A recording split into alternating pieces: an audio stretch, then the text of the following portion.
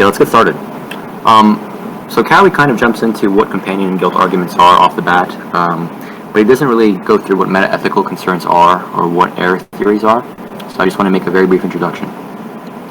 Say you and your friend are talking about a moral topic of your choice. You know, you're talking about whether or not abortion is morally permissible,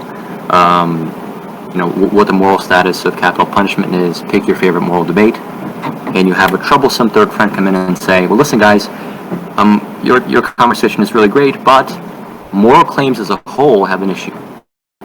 And your friend says they have some very troublesome, questionable quality, moral claims as a whole, that makes your conversation sort of invalid and sort of pointless. So he may point out something like moral claims or moral facts being causally inefficacious, not having any causal powers or causal effects, and he may say, well, that makes them unknowable. Or he may say, moral facts or moral truth makers, they're queer, they're weird, and that makes it very unlikely that they exist. And so in that case, your friend is not coming on board into the moral debate and making moral points, but he's going meta. He's providing an ethical consideration that makes the moral field, moral claims, moral truth makers problematic, unknowable, and makes your conversation sort of fall apart, lose meaning. What the companions and guilt arguments are a response to this troublesome friend. And they're a very particular kind of response. They're not going to be assessing your problematic error theorist friend's claims outright, but they're going to be trying to show that your friend's claims overreach. They do too much. And what that means we'll go into later on. Just off the bat, does anybody have any questions? Does that make sense? Is it clear what error theories are and what the meta-ethical, what we mean by meta-ethical claims? Anybody have any questions or comments on that? Yeah, I kind of get it. I just wanted to, I asked the question in the chat earlier this week, and someone answered it, so I got a pretty good answer, but just as well, because I was confused on this, so maybe someone else might be. The idea that an error theory refers specifically to, and maybe I'm actually not getting this right, so you can correct me if I'm wrong, but my understanding is that an error theory refers to the idea that, like, there is no underlying, like, true, like, objectively correct moral statement or epistemic statement, as the paper gets into as well, more so. So whenever you're making moral or epistemic claims that are referencing, like, it is right or wrong to do this or do that or do this in this way or do that in this way, that those are inherently incorrect because they're not actually referencing any real thing. That's my understanding of that, and if that is, then yeah, that's important to understand. Kind of. The second part of that is absolutely correct. So, what would be analogous to that is, let's say you and I are debating whether unicorns have some sort of biological composition, and a friend of ours comes in and says, "Well, guys, listen, unicorns don't exist." So your conversation is kind of pointless. It would be a very similar thing with the meta-ethical concerns here. There's a skeptical version, which is that moral claims are unknowable. That's one sort of attack on moral claims. And the error theory is sort of an ontological claim, which says the thing you're talking about, that thing doesn't exist, or let's say it doesn't exist according to our best theory. Because usually the view is not that it's impossible that they exist, but merely that, on our best theory or best explanation, we don't need the actual presence of moral facts to explain what's going on. So yeah, so whatever you said in the second part, that's absolutely on point. Yep. Does that make sense? Yeah, that's good. To clarify, so go ahead. Moral error theory is essentially saying that just any kind of moral claim statement, morality as a whole,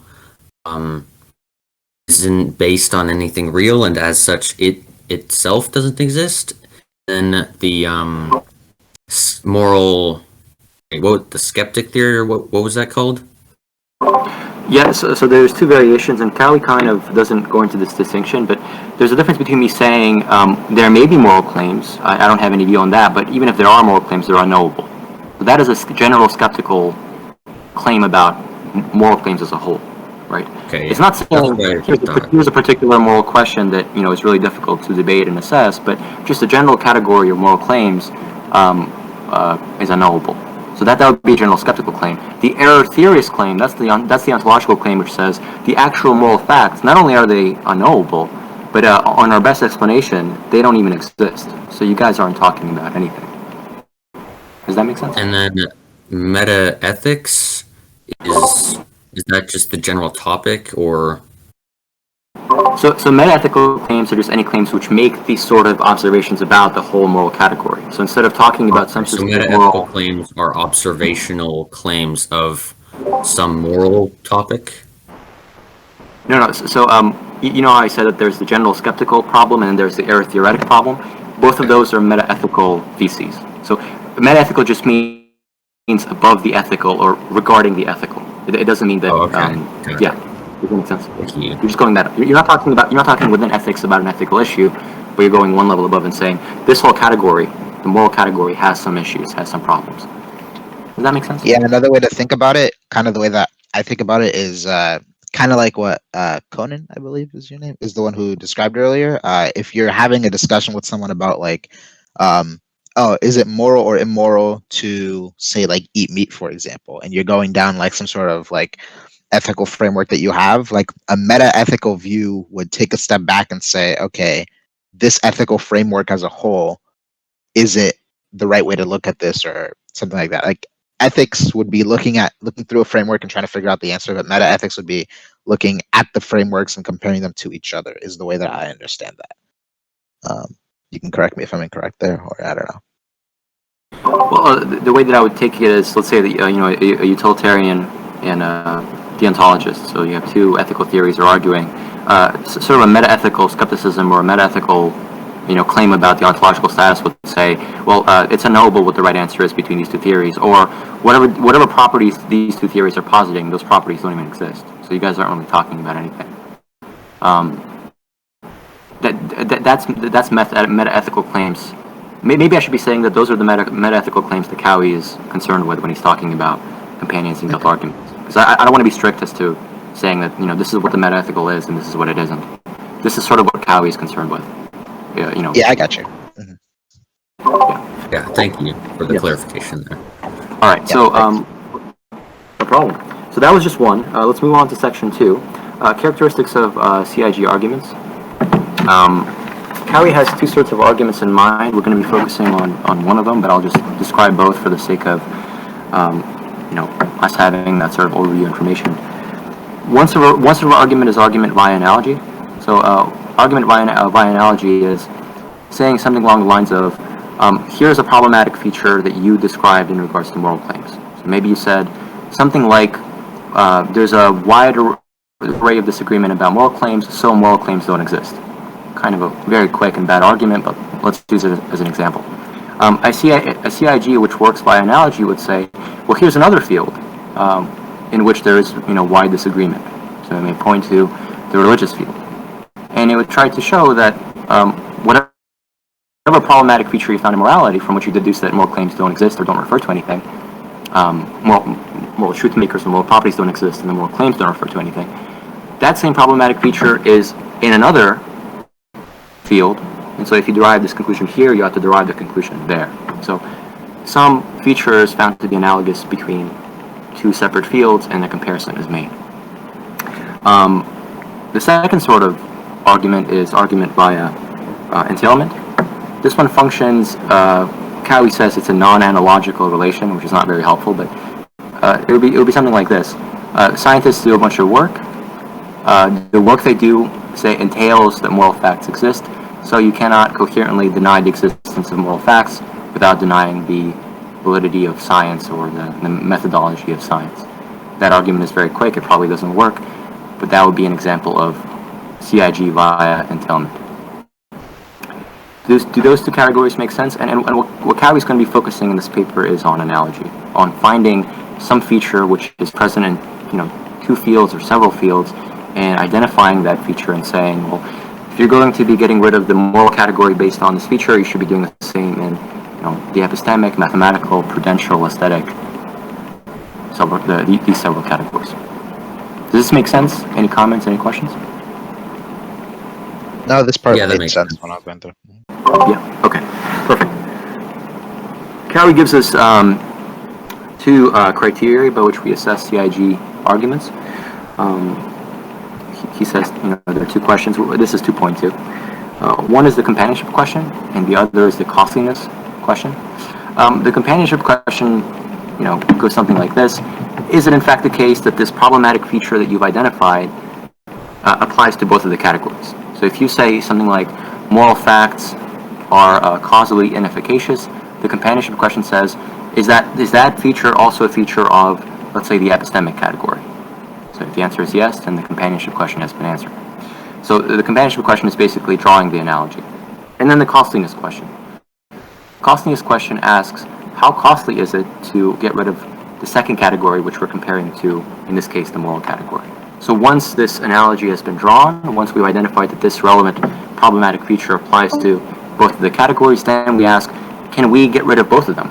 So can the moral error theorist also be an epistemic error theorist? An error theorist about epistemic claims or mathematical claims or logical claims? And naturally, getting rid of certain categories is more costly than others. So maybe being an error theorist about aesthetic claims is less costly than being an error theorist about logical claims or mathematical claims. Do those two criteria make sense to people? Is that clear? Anybody have any questions on that? You might say a word, Gustav, about costliness. Unpack that just a little bit in the analytic literature. Yeah, Cowie doesn't go into exactly what it means for the suspension of a full category to be costly.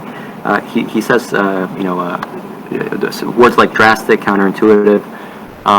The way I understand drastic is how much of a change to the general structure of your whole philosophical ontology, your whole philosophical structure would it be to alter or remove this one thing. So, for example, it wouldn't be an enormous, damage or enormous loss for me to deny that aesthetic claims have a sort of real existence, but something like epistemic principles or logical principles, these are all over my philosophical ontology. I use these in every single argument, in every single premise conclusion relationship, and so suspending something like the principle of the inference to best explanation being just immediately true and obvious and having real existence, suspending that would be far more damaging to my system than suspending something like purple is the best color, having some real reference, some real fact in the Platonic realm or what have you.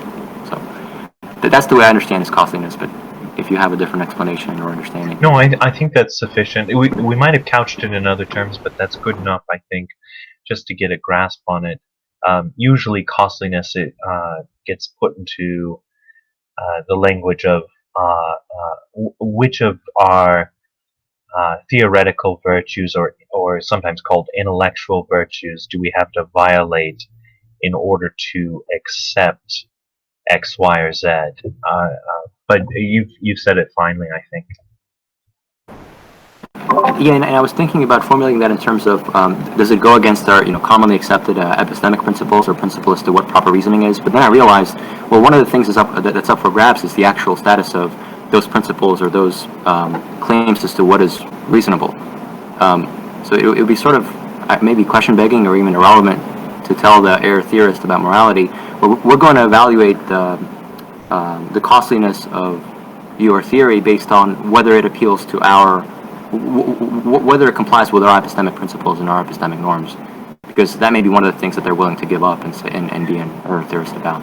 So I think Cowie will leave room for that, but there are certain epistemic principles, or what you might call the theoretical virtues, that the moral error theorist makes use of in order to land in moral error theory, right? That he couldn't do without in order to be a moral error theorist, but if he had to sacrifice it, how could he remain a moral error theorist and still deny these companions in guilt arguments? Anyway, but you've done a fine job. I'm sorry, I don't mean to distract you. No, but it's a funny word in philosophic literature that I think we gloss over a lot. No, you're absolutely right, and whatever you mentioned there, the inability to suspend the ability to bite the bullet on certain epistemic conclusions because you're using those principles in your own reasoning. That's one of my favorite responses to all of this. So I'm very glad you brought that up. But yeah, if we don't have any further comments or questions, I'll move on to the strengths and weaknesses of CIGs. Okay. I think that's about good. All right, perfect. So the CIG arguments have a certain clear strength. When your third problematic error theorist friend comes in and you respond to him with CIGs or her, what you're not doing is assessing what he says immediately. You're not digging in and assessing whether the error theorist arguments work.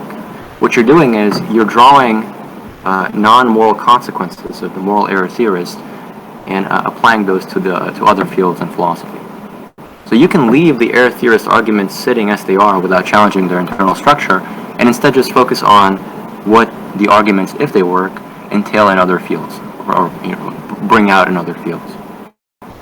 But naturally, the companion and guild strategy has some weaknesses. A CIG argument doesn't actually provide a positive account. So let's say I'm challenging the moral error theorist and saying, your arguments have problematic consequences as applied to logic. Well, that doesn't actually give a positive account of how it is that logic or morality works. That's just critiquing the error theorist's argument, which may be all that we want to do. Another weakness is that CIGs always leave room for the moral error theorist to bite the bullet. They're always welcome to say, yeah, that is an entailment or that is an analogous category, and I'm okay with that. So I'll be an error theorist not only about moral claims, but also about logical claims or epistemic claims. But as Kind brilliantly brought up, presumably there are certain epistemic norms and principles which the error theorist himself uses in putting forward his position, and that's an issue we'll discuss later. So yeah. Cowie also mentions another positive of CIG arguments, which is that you get to stand on a stable ground. I don't really understand what that means in any concrete way, so I'll leave that up to others, but that's what I got out of section 2.3. Anybody have any questions or comments? For the stable ground thing, the way that I understood it was kind of what you explained about like biting the bullet. So if someone's having like a really complex philosophical argument about like, oh, is it right or wrong to, going back to the like the veganism argument, right? Or it's like, oh, is it right or wrong to kill and eat animals for, their meat or whatever? And someone's saying, oh, well, it's right for this reason, it's wrong for that reason. And you're able to say, okay, well, if you say that it's okay to kill and eat animals because they say can't enter into a social contract with us, they can't consent to a social contract, and so we don't care what they feel, we'll just kill them and eat them, right? Then we could say the same thing about someone like a child, for example, who can't technically consent to a social contract. Is it then okay to just kill and eat them because they can't consent to it? And someone might say, oh no, well that's the stable ground there is that the assumption is that most people would probably never admit that it's okay to kill and eat a child. For what reason? So you have an easier argument that it's more readily available, that you kind of might have a bit of a more intuitive understanding of, and that you could easier parse through, rather than having to go through the structure of the more complicated argument. This isn't like a super good example because both of them are pretty similar in structure. I don't think it's too crazy, but something like that is what I understood as the stable ground analogy. I don't think they do a very great job of kind of explaining that further on throughout the paper, because none of the other examples that they gave, like for moral and epistemic truths, the stable ground thing doesn't really apply because they're both really complicated. But I think that's kind of what they were getting at with that idea. Unless someone else has a different interpretation, I'm not sure. My interpretation of the stable ground thing was that the companions and guilt argument doesn't necessarily doesn't depend on any specific philosophical belief. So people with many different opinions, beliefs, etc., can still use it and have it available as an argument to use against, like moral error theory or this and that and the other thing. And either side whoever uses the argument or whoever's having that argument used against them, they're not going to have differing views of the argument itself. Like they're probably generally agree that the argument is sound, and they would focus on whether the argument makes a correct point or not. Right. I don't want to say which of these interpretations are correct, but what I take to be the case, what I think is true, is that the Companions of Guild strategy does one thing. It grants the error theorist that his arguments work or have some force. And as we mentioned before, one of the strengths is that it leaves the arguments alone. And another is it tries to appeal to something that the error theorist cares about. So it assumes that the error theorist cares about logic or epistemology or mathematics, and tries to work from common ground. And that's what I took to be the stable ground point. But I'm not sure how accurate that is. So I didn't want to. But I think what you guys have said is fine too. I don't. Yeah, I don't think it's like crazy important which one of these three interpretations is correct, because I think the first point is the more important one, that it I lost my train of thought. But the first point about it, like it drawing the comparison and then allowing you to kind of deconstruct the argument that way, I think is more important than the whole notion of like stable ground, whichever one of these three interpretations it is. I don't think that's like crazy directly important to the thing. So it's all right. Very well. So I'll stop here. Does anybody have any general questions or comments on anything that we've done so far? This has been sort of the introduction to what CIGs are, what their strengths and weaknesses are, how we assess them. Does anybody have any general comments, questions on the intro stuff before we get into like one or two specific applications?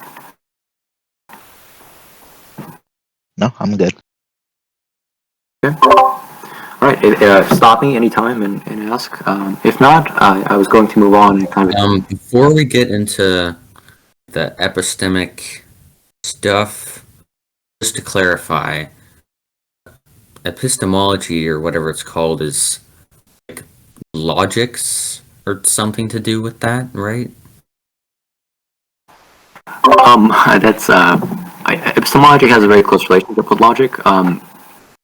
The best way for me to explain what epistemology is to kind of mention the things that it studies. So an epistemologist would ask, what does it mean to be justified in believing something? Maybe how much evidence is required to be justified in believing something? What is the nature of justification? What is knowledge? What is evidence? How much evidence does one need to have knowledge? So epistemology is more... there's surely logic in it, but it concerns the theory of knowing, being justified, assessing evidence, these sorts of things. I'm not sure I can give any better a definition. I don't know if anybody else wants to take a stab at that. Yeah, the way I like interpret it is pretty much what you just said. Just like the philosophy of like knowing things. How do we know what is real? And how can we like know that we know something or something? That's the way that I interpret it. There are some like technical terms that I am not super familiar with that I kind of am a bit confused about. I guess I'll ask about those once we're done with this first part about epistemology. But yeah, that was kind of important to understanding the next stuff that I got a little bit confused on some stuff. I don't know if anyone else has anything else to add before I go there, or... Yeah, and maybe one way I've always understood epistemology, and this may not be perfectly accurate, but I guess this is the way I've always come to think of it.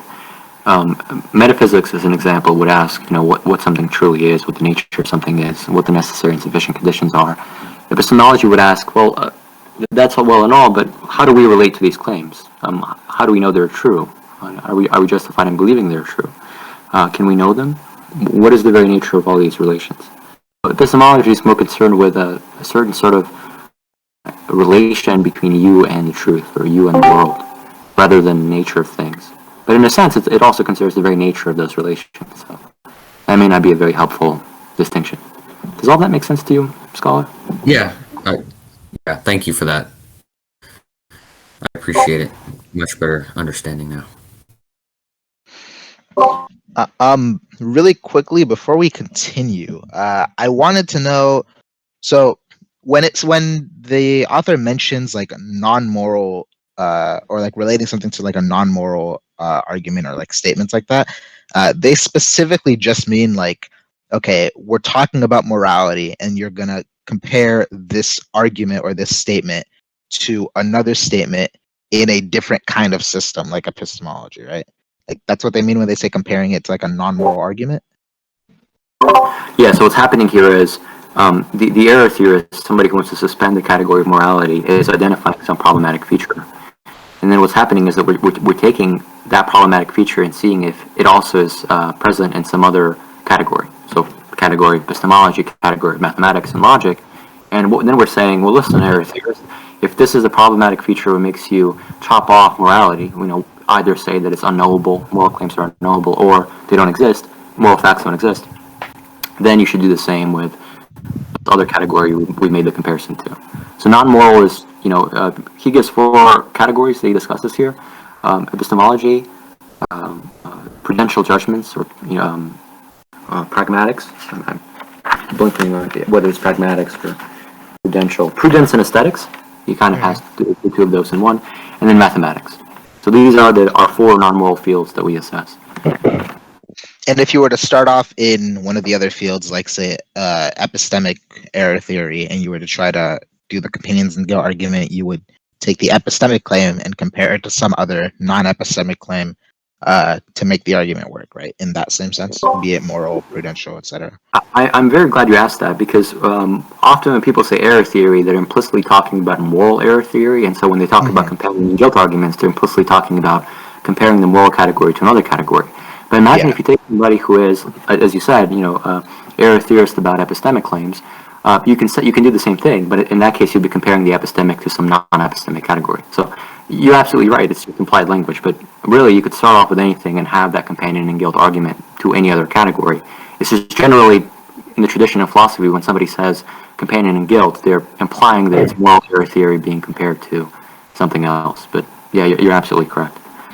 Okay, and the last thing that I kind of... find, I'm sorry, go ahead. No, you're okay, friend. Sometimes on the internet we can't help but run into each other like this. You will find, though, that CIGs lose their teeth a little against epistemic skepticism, especially radical skepticism. So, for instance, if someone were an errorist in epistemics, you might find that there are no such things as theoretical virtues with which to appeal to for a CIG. Okay, yeah, that kind of makes sense. That kind of ties into what my last question was going to be, was moral truths are like implying some... I'm a little bit confused about like what a moral truth is supposed to be and what an epistemic truth is considered. Like, is an epistemic truth like a true fact of the universe, so, or like a true way of arriving at knowledge? Like, which of those two would be? Because my understanding of a moral truth is like, this is a true moral statement, this is right versus wrong, like objectively. If they existed, that's what they would be, is what I imagine moral truths are. But for epistemic truths, is it more of an objectively correct analysis of a thing, or an objectively correct methodology at arriving towards that? Does that question make sense? Or It makes sense to me, and it kind of... I don't know if you want to take that, but I have a pretty brief answer to it, I guess. There's prescriptions, and then there's like properties. So a moral theory can give you a bunch of prescriptions, like what you ought and ought not do, and those prescriptions rely on the presence of certain moral properties. So if I say you ought not torture a child, implied in that is that it's bad to torture a child, or it's morally impermissible. There's a whole host of moral properties. And one good way to understand error theory is basically saying these moral properties on which these prescriptions are built are not actually there. On our best explanation of the world, we don't need those properties to explain what's going on, in our judgments, in our psychology, what have you. The epistemic analog of that is the following. I can give you a set of epistemic prescriptions. So you should believe this. That plausibly relies on certain epistemic properties holding.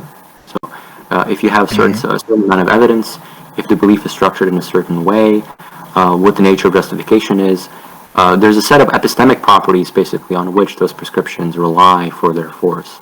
And so one way to understand an epistemic error theorist is somebody who says these properties don't actually exist. When you guys are talking about what's justified, what evidence is, whether this specific belief has enough evidence to be justified, there are no properties for you guys to be assessing there.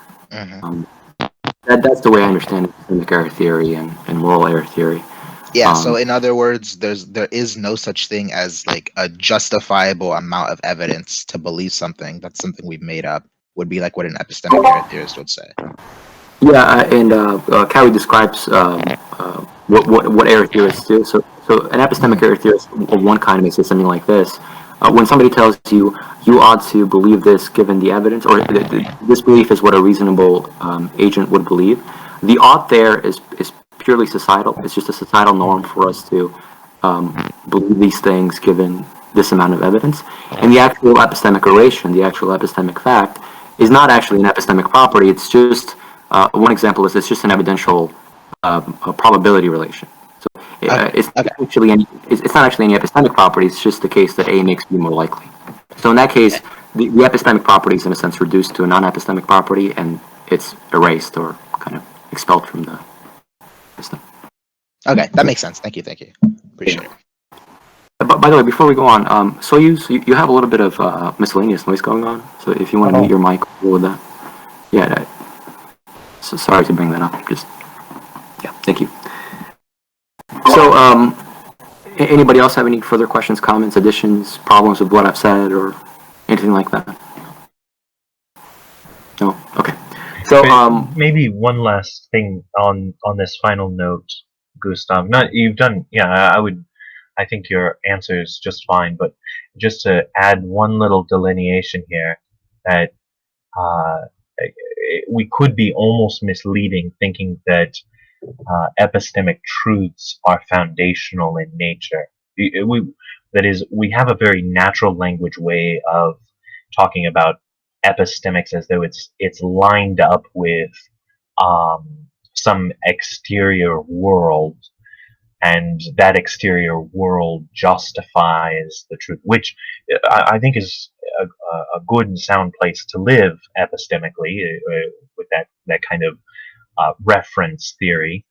But it's not necessary for an epistemic truth for that to be the case. Just to leave a little room here to and maybe even get a finer point on what it is that we're referring to when we talk about epistemic truths, because it could be of our epistemic truths that they're all just cohering with one another, Gustav and Carlo. We don't need necessarily reference anything that justifies them, depending on what flavor of epistemics we've swallowed. That's fair. And okay, yeah, that makes sense. Oh, sorry. Would the view there be that moral properties or maybe moral claims also function that way? They're not actually referring to some external moral reality, but they in a sense cohere? Yeah, it's certainly permissible, and in fact, it's one thing that marks the error theorist quite apart from other non-cognitivists, that the error theorist is not just rejecting cognitivism, he's rejecting also non-cognitive flavors that would put it in, like emotivism, for instance. So the claim isn't just that this sort of non-naturalist, moral realist, irreducive view is wrong, but any attempt to talk about moral categories or epistemic categories dressed up anyway is wrong or misguided? Would that be the... You've got it exactly, Gustav, at least in the way that I understand it. No, you're absolutely correct, because I myself am a kind of a non-naturalist moral realist, and I feel the same way about epistemic properties, so I often leave out other... Yeah, no, you're absolutely correct. Thank you. Yeah. Anything else? And could you give an example of what an epistemic truth is? Because I'm not quite convinced I know exactly what an epistemic truth is. So let me just draw up a case, and maybe this will be contentious, or maybe it will help. You guys let me know. Let's say that you have a dog who has a habit of knocking over your glass bottles when you leave them on the ground. You leave your room and you come back, and your glass bottle that you placed there is knocked over, and your dog is sitting there with a guilty look on its face. One thing to say, and it's reasonable, is that you're justified in believing, for unnamed reasons, I don't want to get into why that is, but you're justified in believing that your dog knocked over your glass bottle. Or maybe if you find that contentious, let's say that you have two theories. One is that your dog knocked over the glass bottle, another that aliens came from Mars and they knocked over the glass bottle and they left. An epistemic truth would be, you're more justified in believing that your dog did it than the aliens did. And then maybe I might identify what the evidence is. So maybe your evidence is your dog doing it in the past, its guilty look. So then identifying the evidence is also a set of epistemic claims. Does that make sense? So the epistemic category there, Yeah, that makes a lot of sense. Yeah, what you're justified in believing. Yeah, that's just a flavor. Yeah, thank you. Does anybody who has a good grasp on what epistemic categories are, anybody find that example objectionable? Does that make sense to everybody? I don't have a terribly good grasp, but that example seems about how I understand it. So I guess it's probably Excellent. Yeah, as long as we're not confused, we're not talking about whether or not it was the fact of the matter that the dog knocked them over or not. It's how, in fact, we are justified in knowing that, right? That's the hit on the category that you want. Yeah, exactly. Okay, so Cowie, in applying this introduction, he utilizes four categories: the epistemic category, prudential, aesthetic, and mathematical. I thought it would be too much to go over every single one, so I thought I would go over the mathematical one because I have a pretty good grasp on it, and if you guys would like to, then we could return to the epistemic category or the aesthetic or the prudential.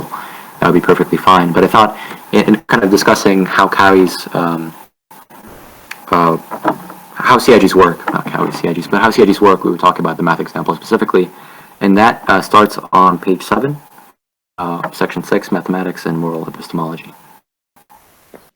There is two arguments that Cowie gives, or two arguments that Cowie explains or goes over as examples. I'll go over both. The first one, and here we're beginning from the error theorist point of view. In the first one, the error theorist says something along the lines of, moral facts are causally inefficacious.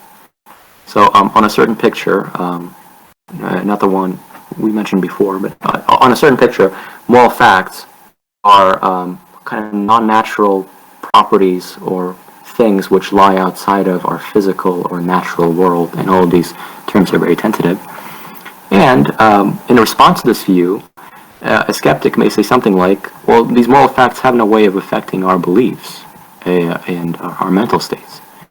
And insofar as there's a presence of a causal connection, we shouldn't hold that we can know anything about them or have any justified beliefs about them. So that would be a problematic feature of moral facts. And the skeptic would say something along the lines of, given the causal inefficaciousness of moral facts, we should suspend judgment or deem moral properties unknowable or ungraspable. And given that, there's now a CIG response, or this opens the avenue for a CIG response, which would work something like this. That feature of moral facts, their causal inefficaciousness, is also true of mathematical facts. On a certain very plausible understanding of mathematical facts, they also stand outside of our physical natural reality. So plausibly one may be a non-natural realist about mathematical facts. And so if we are going to be skeptics about moral facts based on their causal inefficaciousness, we should also be skeptics about mathematical facts based on their causal inefficaciousness. And offering that CIG, then we evaluate the companionship and costliness questions and see if we can still reasonably be error theorists about morality, given we have to be error theorists about mathematics too. That's the first example of the argument. Does that make sense to everybody? Is that incoherent questions. That makes sense. My question is, if you were to be like a skeptic as opposed to like a full-on error theorist with regards to like morality and with regards to like mathematics here, would like a plausible response then be, okay, given that they have I think you used the term non-causal effectatiousness, and like given that they can't influence the way that we actually interpret these facts anyways, we might as well continue under the assumption that maybe they do exist and that we are approaching them, as long as that is more pragmatic of us to do. Like, would that be a reasonable response to that kind of thing? Or Could you repeat that one more time?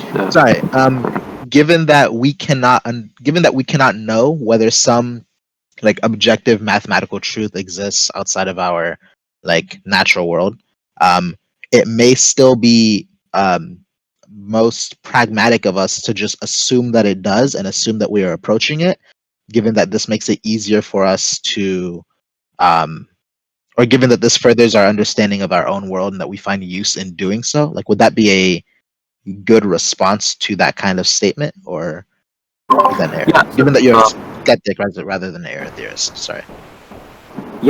So if somebody gives that CIG and they say, well, listen, mathematical facts suffer from the same issue. They're causally inefficacious. They have no way of affecting our mental states. Yeah, one response is, well, they're indispensable, right? We couldn't do without mathematical facts, but we could do without moral facts. Maybe that would be a sort of response. Notice what's going on there. What you're basically saying is, yes, it's true that this quality, this property applies to both the moral field and the mathematical field, but I'm giving you some relevant difference between the two that allows me to keep one and not the other. So that would be a sort of Gotcha. that would be a further response to the CIG. That's the way I'm understanding that. Is that fair? Yeah, that seems to be pretty good. Thank you. Yeah. Yeah, it would break the parity between that you got to have for the argument to go through, right? So, I've kind of had that thought about. Well, it's not an original thought, I guess. I probably read it in some paper or something, but I think I've heard people make the argument that like the sort of like drastic or like the dire consequences that people want to avoid so much that cause them to reject the epistemic error theory, for example. Like, let's take the epistemic error theory and the objection that it's self-defeating and it entails global skepticism or something. Some have said that sort of self-defeating nature in and of itself like breaks the parity, because we don't have any sort of analogous consideration when it comes to the moral error theory. It seems like all our arguments can go through without presupposing any moral facts, and like none of the arguments against error theory are like self-defeating in that way, or against the moral error theory rather. So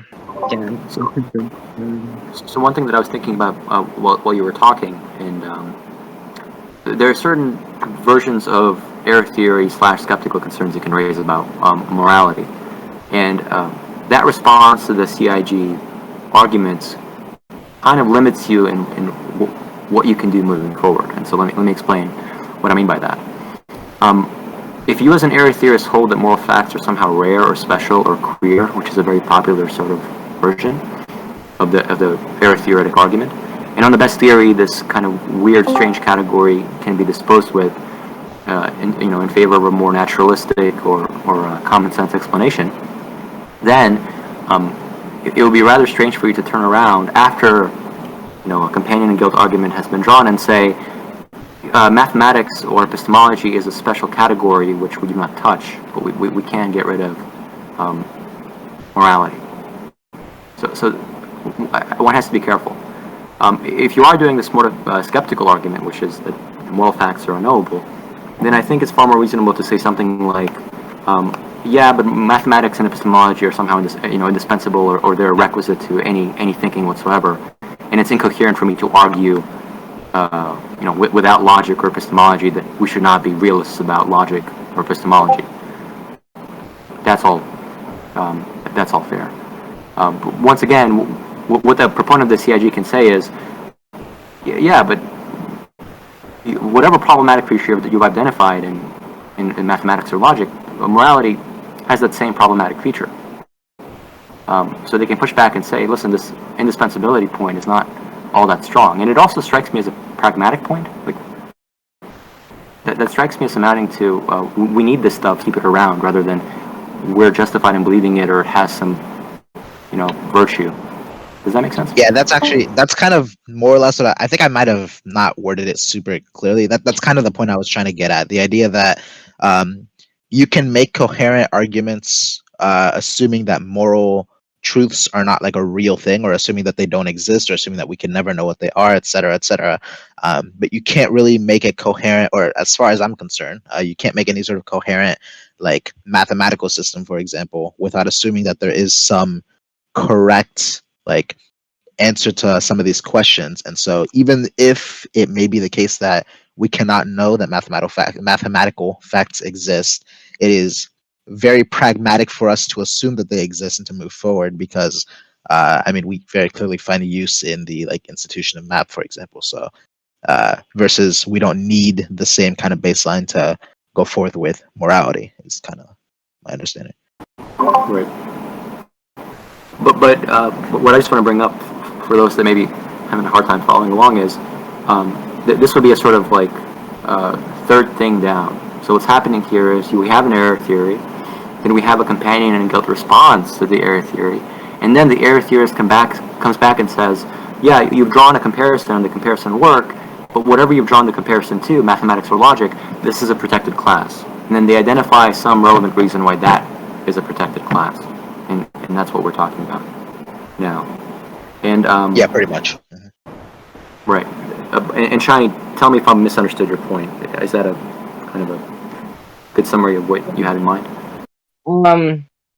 I guess you could put it like that. Yeah. I mean, my point was basically just that like the sort of like indispensability of, let's say, like our beliefs about logic or about mathematics or our epistemic beliefs. The fact that these like that these are like so indispensable would, in and of itself break the parity premise. But if you're saying that like, that's not that doesn't exactly work, because it's kind of like it's kind of just, like you said, it might be just a pragmatic concern or something. It doesn't really address the idea that, whatever problematic feature you brought up in the first place to argue for the moral error theory is still there, in that, you haven't necessarily argued against the fact that these mathematical facts or logical facts or what have you have this problematic feature. So yeah, I get what you're saying. I understand the response. I think you characterized the. Or maybe another way to. Oh, sorry. Go ahead. No. You go ahead, please. I was going to say the way that I'm understanding your point here, Shiny, and maybe I'm incorrect, so feel free to correct me if I'm wrong, but is something along the lines of like someone might say, if moral facts don't exist, we could say that epistemic facts don't exist, and like I think they even say something to this effect in the paper, that if an epistemic error theory were true, we would have no reason to believe it. It entails global skepticism, etc. But what you're saying is that the like functional, or the difference that like epistemology kind of like seems to necessitate like that we assume that there is like a correct way to derive truth from things, that by itself actually kind of like someone might imply that it's too costly, kind of, to use the terms used in the paper as well, to say that there's an epistemic error theory, but you might actually not agree that it's very costly at all, because we don't necessarily have to throw out the entire institution of epistemology. We could still assume or act as though there are epistemic truths, even if they're not, because that's the only way we could create coherent epistemic systems, as opposed to moral systems that exist independent of like moral truths can still be coherent. Does that kind of get to what you're saying, or? No, that's not exactly what I'm saying. That would be like a bit of a different route. It seems okay. like what you're describing would be sort of like a fictionalist response of like, well, maybe epistemic error theory is true, but we should still, act as if it's true because it's like a useful fiction sort of thing. That's not exactly what I was getting at. What I was getting at was that the fact that the epistemic error theory, for example, or like the mathematical error theory, might be self-defeating, or the fact that these that like epistemology and mathematics are so indispensable to us for even forming these types of arguments in the first place, that would cause us that would give us reason to reject them in the first place. That in and of itself would give us additional like epistemic reason to reject the epistemic error theory or the mathematical error theory or what have you. That's what Oh, I'm trying to say. Does that make okay. sense? Yeah, that makes more sense. I'm sorry about that. My bad. And if I may add, I think that the two of you are bringing up two sorts of responses. One sort of response is to say, I accept your companion in guilt argument, but here's an independent reason as to why we should keep the second category, but get rid of the moral category. That's one sort of response. That would be kind of an additional reason response. A second response is to say, well, listen, we can't even run this argument without the second category. So, but that could work either way, and maybe certain respondents to CIGs can be read as saying, whatever category you're trying to get rid of, maybe logical or epistemic category, we need this to even do philosophy, to even do all this talking. So that's sort of a protected class, and that's why I placed the indispensability thing. But I think those two arguments are different from each other, because it's one thing to give an independent reason as to why we should keep epistemology around, and it's another to say that epistemology is indispensable for the reasoning we're doing. And maybe you can understand the indispensability category as part of the extra reason category, but I like to separate those two. And actually, a third and final way of thinking about this is to sever the companion and guilt connection. To say there's some special feature of the epistemic category which makes it relevantly different from the moral category. And so I actually see those three as three separate styles of arguments. Does that make sense? Yeah. So I think what I was getting at was something a little stronger. I mean, maybe indispensability does cover this. Maybe I'm just like misunderstanding what you were saying, but I think what I'm getting at is a little bit stronger than just saying something like, oh, well, epistemology and, logic and mathematics, like these kinds of endeavors or these kinds of like having these kinds of beliefs and assuming they're true, it's necessary to even engage in philosophy or engage in this discussion in the first place or whatever.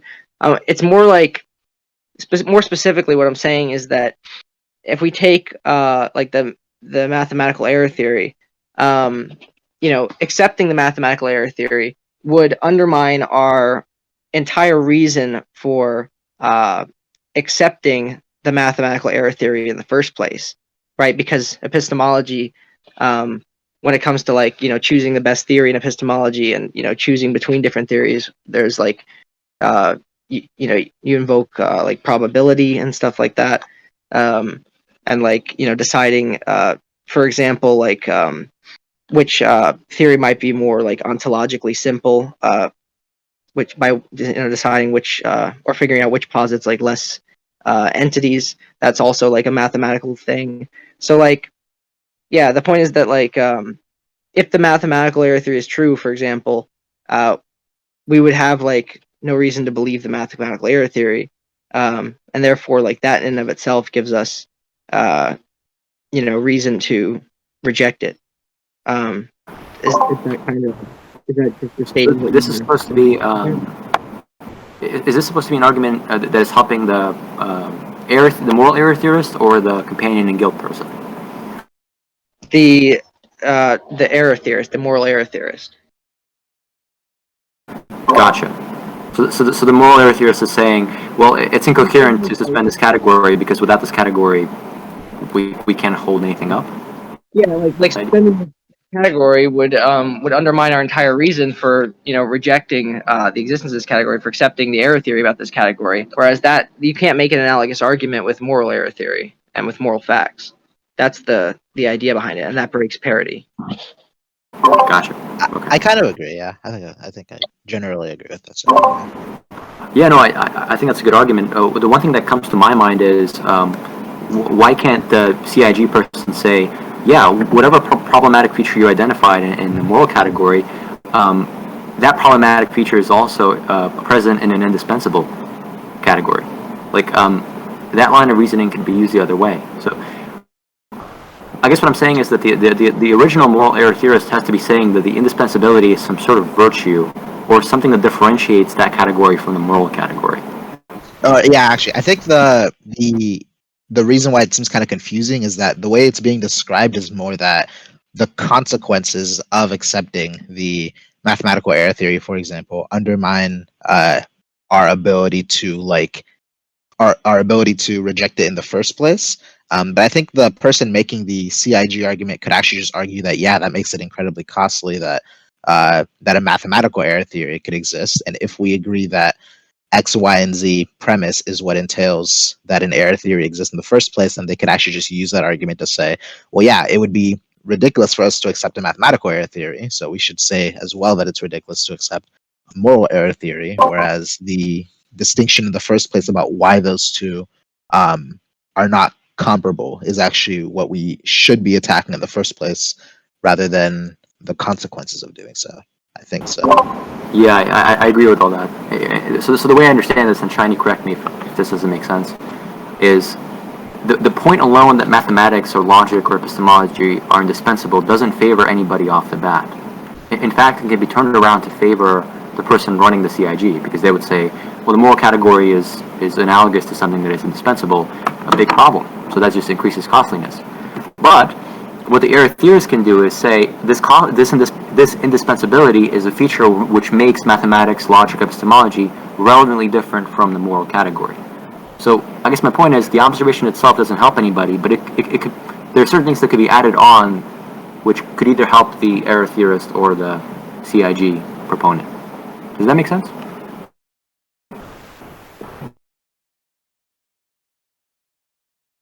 Yeah, it makes sense to me. So Yeah, no, Shiny, feel free to say if it doesn't make sense, or I'm not in a rush to move on. No, I think it makes sense. Yeah. I don't know. Yeah, all I'll say, like, I'll just reiterate that, like, or I don't know, like, do you take indispensability to be like the same kind of consideration as the self-defeating consideration? Like, because I think it's like, No. I don't know, a little different to say, like, well, this is indispensable versus saying, well, arguments against these types of facts are like inherently self-defeating, right? Like, Right. So that's the thing is, so for example, to take logic, right? You can't make an argument against logic without using logic itself. So in a sense, that is self-defeating. And maybe you could say the same thing about epistemology. But when we say that something is indispensable, I think what's meant is that so logic may actually be indispensable and self-defeating. So the argument against logic is in fact self-defeating. I agree with that. But logic as a category is also indispensable because you can't do any philosophy, any reasoning about any of the other categories without logic. So I actually take those to be two separate features. They might have a connection to each other, but I take them to be separate.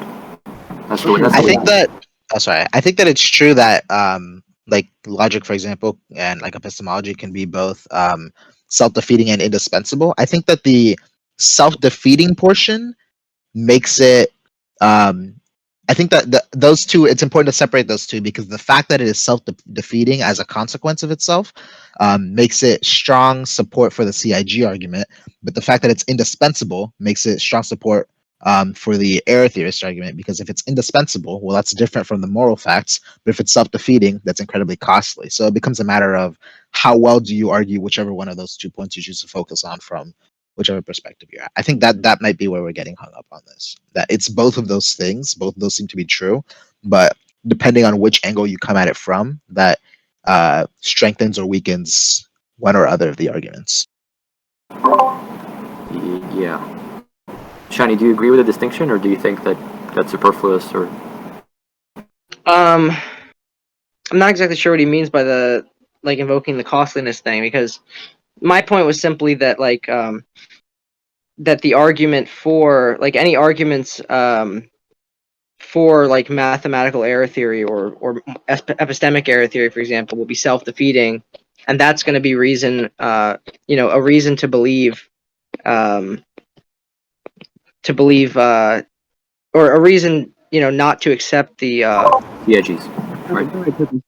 a reason to reject the epistemic error theory or the mathematical error theory that we don't have for the moral error theory. So this would undermine the parity premise of the companions and guilt argument. That's what I'm trying to say. I got you.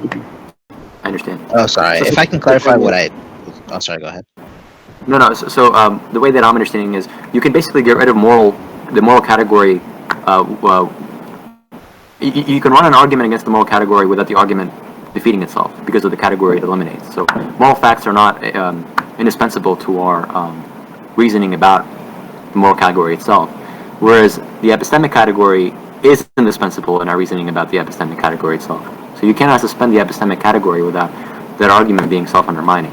And that's a relevant difference between the two categories. That's the way I'm understanding what you're saying. Is that correct? That's a good way of putting it. Yeah, that's accurate. Yeah, and I agree with all that. The to clarify what I was trying to say there, because I think it might have gotten a little bit confused. I agree with that portion that you guys just stated, that that distinction makes it different enough from the category of morality that the CIG shouldn't work in the first place. But if someone were to if someone were to pose the CIG to you, they could include in the costliness factor the fact that if we accept a error theory for morality, and if we accept an error theory for epistemology, by extension, which we may not have to, because we could argue that those categories are distinct, but if we were to do so, then the cost would be that for the epistemic error theory, we could not have that because it would be self-defeating. Therefore, we should not accept a moral error theory either. That someone can include that in their evaluation of like the costliness of either of the two. But that, and if you were to argue instead that we shouldn't make the CIG in the first place because of the difference between the categories, as you stated before, then that second factor doesn't actually matter. But if you were to consider the CIG, then that would be one of the costs of it. Does that make sense? Yeah. I get what you're saying now. So yeah, you're saying that like the basically the person running the companions and guilt argument wants to show that as an argument for their second premise, which is like the existence premise, the premise that like more epistemic facts exist or mathematical facts exist or whatever, it's going to be crucial for them to show that it would be very costly to give up these sorts of things. But if they argue for that in the wrong way, right, and they show that it's somehow like self-defeating, they might end up undermining their other premise of CIG, which is the parity premise. They might end up like completely ruining parity because they might show that it's costly to give up one of these in a way that it's not costly to give up like moral error theory, right? Yeah, kind of something on. That's actually the perfect way to put it. If you lean too far in the costliness category, you get into self-defeating territory, and then you have a relevant difference between the moral and the epistemic, or what have you. And yeah, that's a beautiful point. Yep. Yeah. So if we're satisfied with that, I have we could talk about a kind of a continuation of the causal and efficaciousness argument, which is Scanlon's epistemology and Clark-Duan's response to that, to problems with Scanlon's epistemology. Or we could move on to the other mathematical argument. Or we could even go backwards and talk about the epistemic analogy. Does anybody have any preferences or any thoughts on what we should do next? Not particularly, no. Just whichever one. Okay, so I'll tell you what. I'll do the second mathematical argument, which concerns Street's point. That's 6.2, Street's debunking argument, and we'll discuss that and see where we go from there. We might come back to the first one and discuss Scanlon, but maybe not. So this is the way the second argument works. Street identifies a certain feature of moral facts or moral beliefs. This is the feature. Even if the moral facts had been different, our moral beliefs would have remained the same. And that's supposed to be a problem, because in this case, our moral beliefs are not sensitive to the moral facts. So regardless of what the moral facts would be, our moral beliefs would be the same. And so we kind of don't have a reason to think that the moral beliefs are tracking whatever the moral facts may be. And some hold that mathematical facts do not actually work in this way. So some hold that if the mathematical facts had been different, our mathematical beliefs would be different too. So some hold that while moral beliefs are insensitive, while they don't track the moral truth, mathematical facts are sensitive. They do track the truth, the mathematical truth. Clark-Duran has a response to this. Number one, he points out that it's incoherent to try to imagine a world in which moral facts are different. Because whatever moral facts they are, they're meant to be necessary. There is no logically possible or possible in any coherent way world where moral facts are any different. So, in a sense, Street's insensitivity claim is wrong. Moral facts are the same in every world. In every one of those worlds, our beliefs are the same. So, moral beliefs are in fact sensitive. But Duran recognizes that this can be unsatisfactory to the observer, and so he puts forward another sense of possibility, which is even wider, something like conceptual possibility. And so now what we're asking is, in conceptually possible worlds, are or are moral beliefs, are or are not moral beliefs sensitive, and are or are not more mathematical beliefs sensitive? Duran actually argues that it is, yes, it's true that, and I'll actually just read the quote so you guys can appreciate what he's saying. We seem to be equally unable to show that true beliefs are sensitive with respect to conceptually possible worlds. The mathematical case makes the point vividly. Virtually none of our mathematical beliefs is sensitive with respect to conceptually possible worlds. So his belief is that when you get clear on what you mean by possible worlds, these conceptually possible worlds, which he kind of comes up with, his claim is that mathematical beliefs are not actually sensitive in such worlds. And this is, in a sense, a version of the CIG argument. The error theorist identified some shortcoming of the moral category, that moral beliefs are insensitive, and posited that the mathematical category is different. Mathematical facts are, in fact, sensitive. Clark-Duran then came around and noticed that the claims being made were incoherent, and offered a new framework within which we evaluate these claims. And so, according to Duran, whatever shortcoming moral beliefs have, that they're insensitive, that shortcoming is also had by mathematical beliefs within these conceptually possible worlds, which he thinks we must be talking about, because in no logically possible worlds can moral facts be any different than they are. They're meant to be necessary. Does that make sense to people? It's kind of a lot to get your head around. Any comments, thoughts on that? Generally makes sense. I got a little bit lost partway through, but I don't feel like going too far back for that. So it's... No, if you would like to, you don't have to, but if you'd like to tell me what part of that you find confusing, I'd be happy to try to explain it. But yeah, go ahead. Oh, I was following pretty well the argument about like the insensitivity of our morality, as opposed like if moral truths were to be different, then we would hold the same moral beliefs. And I follow the counter argument that those moral beliefs or the moral truths would be necessary for the world. I don't know if I entirely. I don't necessarily know what necessary would entail there, because it could just be that. Well, yeah, I might have a little bit of disagreement on the term of necessity, but I think that's okay generally. I don't think it's too important. Like, I get where it's coming from. I got a little bit lost on the next point after that about like the plausibility of like other worlds. That's where I got a little bit confused. Yeah, so I think modality kind of takes a beating when you're reading Clark-Duran. So what's happening here is there's sort of a set of metaphysically or logically possible worlds. There are worlds constrained by what we consider to be the right logical structure or the right metaphysical structure. And within none of these worlds, and this is what Clark-Duran is noting, can moral facts be any different than they are. So whatever the moral facts are, insofar as we're keeping the logical and the metaphysical rules constant, they cannot be any different. So the insensitivity point cannot be applying to those logically possible, metaphysically possible worlds. Because in all those worlds, the moral facts are the same, our beliefs are the same, and if they are right, then they're sensitive. And notice mathematical sensitivity. So in order to evaluate that claim, he says, well, maybe we can think of a sort of world in which moral facts can be different, and he calls these conceptually possible worlds.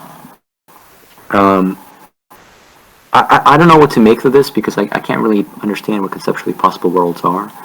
But I'm assuming they're supposed to be looser than they're supposed to be farther away and looser than logically possible or metaphysically possible worlds. And it is in these worlds that neither moral facts nor mathematical facts are sensitive. I think conceptually Yeah. possible might just mean logically possible in this context, and maybe they're just distinguishing it from metaphysically possible.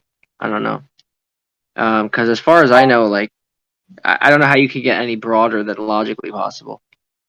Right, yeah, that's what I was thinking. I was wondering if he motivated his premise for saying that moral claims or whatever the specifics were necessary in like the broadest logical sense, because it seems really weird to create another modality beyond logical. Yeah. When Clark Duane gives that response, he states that there are no possible worlds, period, in which moral facts are any different. So, Shiny, on one interpretation, the worlds which the street premise has in mind are only the metaphysical worlds, not the logical worlds. I cannot understand what the distinction between the metaphysical and logical is. I don't know. Maybe logically possible is any world which doesn't like outright go against the basic rules of first order logic. I don't really not understand that, but I think what Duane means conceptual possibility to be is something even wider than logical or metaphysical. Typically, logically possible just means like anything that doesn't result in a contradiction of some sort, right? And like violate the laws of logic. But metaphysical possibility is usually like more restrictive. But it's a lot of people like I don't know cash it out in different ways. Like it's kind of unclear like what metaphysical modality really is or how you'd figure out what is or isn't metaphysically necessary or possible. It seems like a lot of people just tend to like make claims about those sorts of things. Fair enough. Yeah, and sorry. No, go ahead. The very idea of these different, because when they say like the moral truth and stuff would have to be, if they existed, for example, would be the same across these worlds, like the mathematical truths would be the same. I'm guessing they mean like there might be a better term for this. The world that exists that has moral truths, right, that we cannot see, but that like if they were to exist, like that kind of world, if another world were to exist, it would hold the same moral truths. Is that kind of what he's getting at, or?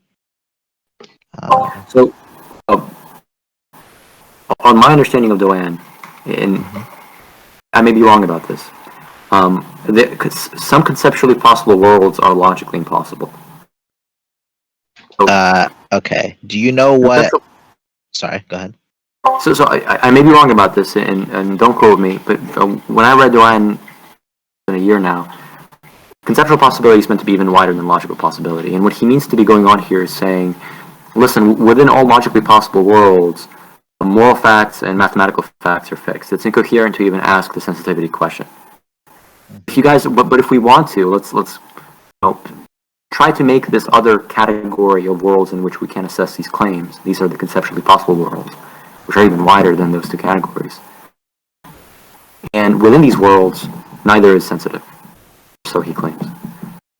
That's like even weirder to me because like if his claim is that like the moral facts are fixed in all logically possible worlds, like that just seems transparently false. I don't know how he would like I don't know how he would justify a claim like that. Right, that's the premise you can't motivate. I was like, it makes sense if you're just going for like metaphysical modality, right? But also just putting any category beyond logical possibility, that's it's really rough. I think we'd be hard pressed to come up with an example of say conceptually possible world that isn't in some logically possible world, or maybe if you just said one like, oh, the world where the apple is an apple and not an apple, we'd be able to attack it pretty easily, I think. And listen, I may be misremembering him, but one of the worries I've always had, and maybe you guys are right. I don't know. I don't understand what the distinction between logical and the metaphysical is meant to be. Shani, I know what you said is all logically possible worlds are one in which we respect sort of like basic law of non-contradiction, maybe, and some basic first-order logic stuff. But logical properties are meant to be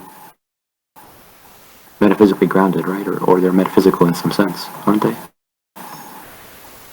I don't know. I mean, there are definitely like different views on that. I think, like the metaphysics of logical laws and stuff.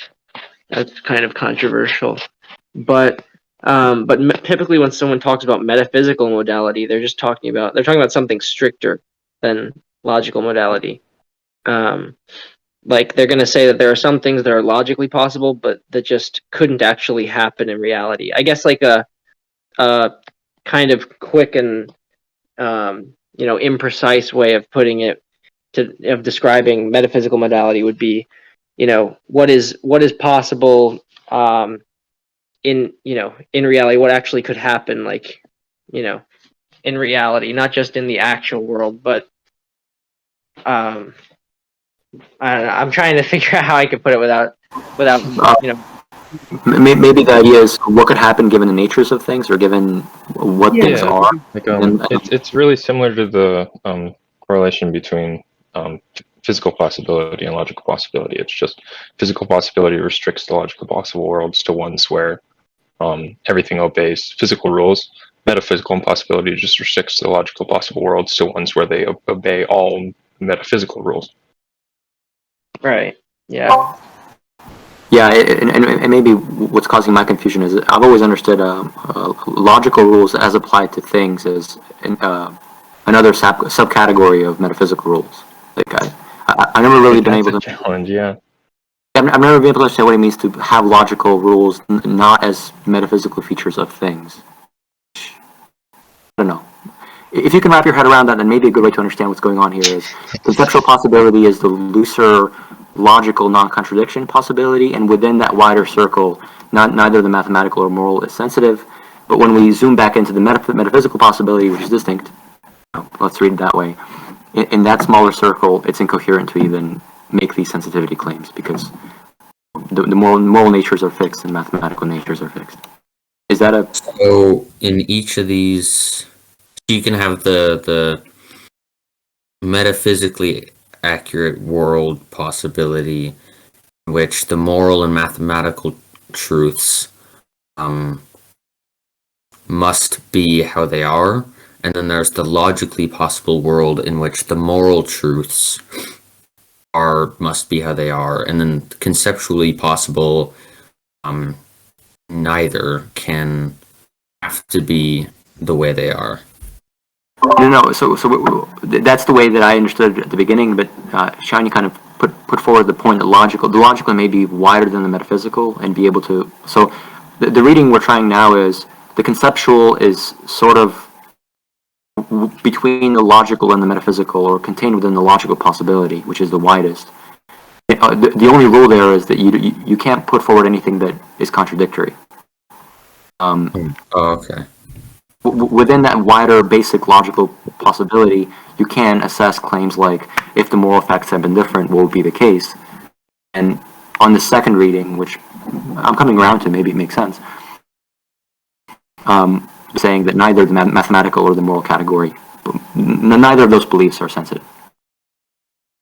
Okay, so would there be an additional category in which neither epistemic nor mathematical nor moral truths must be how they are? Yes, on the second reading, beyond the metaphysical, the widest category is the logical, and so there are logically possible worlds. What we understand by logically possible to be is nothing in these worlds is contradictory, outright A and not A, basically. There are logically possible worlds in which the moral facts are different than they are. Oh, okay. I think I have a slightly better understanding of that, I guess. So then logically, you guys might have already said this. Logically possible would be a wider category than conceptually possible, I imagine, because there may be logical worlds that exist that we cannot conceive of, but that are still logically consistent within themselves.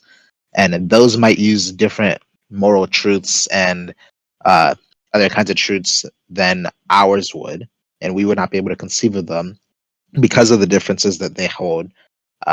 So, like, it may be that there is a world that actually does exist where the moral truth that it is, assuming for a second that moral truths exist and that it is morally truthful that it is immoral to kill someone. There may be another world that exists that is logical in the sense that it has the moral rule that killing people is actually a good thing to do, but we could not conceive of it because it is so different from ours, but it is still logically logically coherent with itself, I guess. Logically possible in that sense. Yeah. Okay. And in that sense, I- oh no, go Right. ahead. No, please go ahead. You guys are doing Uh, way more in this than I am. I am sitting back and trying to follow as best as I can. I guess in that sense, our sense of morality would be sensitive to the worlds that we can conceive of. So it would be sensitive, because if we existed in one of those other logically possible, but maybe not conceptually, maybe something that we couldn't conceive of, that our sense of morality would actually change and be based on those rules. So it would be sensitive versus mathematics and like metaphysics probably exists on a level similar to that of logic or maybe slightly less than logical, but that those worlds also, the conceptually possible worlds would all have to be maybe mathematically and metaphysically coherent as well in ways that they couldn't have different rules maybe. It's that kind of So if I may, so you have a world in which you respect all the classical first logic rules. Then you may find that when you're, as an example, let's say that you have a set of beliefs about, you have a set of facts about what free will is. Well, if you track the logical entailments of that, that may have a consequence as to whether human beings have free will or not, right? So you just track the logical entailment given first order logic. But it's still conceptually possible in that world. There is no conceptual impossibility in human beings having free will, even though free will is fixed in some way. But Shiny brought up, what Shiny did was he identified a specific logical rule, and that is that there isn't any contradiction, which is really only one of the rules of first order classical logic. So the way I'm understanding conceptual possibility now is, thanks to Shiny, the widest category is in one in which we don't have any contradictions. Then there is the sort of narrower logical possibility of you're respecting more of the first order classic logical rules, which is more than no contradictions. There's also like entailment rules there. And then finally you have the metaphysical possibility, which is even narrower. So conceptual possibility can be understood as the widest logical possibility in which you just don't have any contradictions. And beyond that you have the possible worlds. But I think logically possible worlds can be a deceptive category because you can fix how many logical rules you're respecting. Because the law of non-contradiction is not the only one. Does that make sense? Maybe yeah, I'm kind of. I'm So- pushing early. If I'm following along correctly, the widest Are you guys debating? widest array of No, we're going over some stuff. Oh, okay. possible worlds is the logical possibility in which moral, mathematical, and epistemic truths can differ from our own world, and the logical, and we're adhering to a logical rule in which there must be no contradictions. Then there's the narrower perspective of a conceptually possible world in which moral truth. No.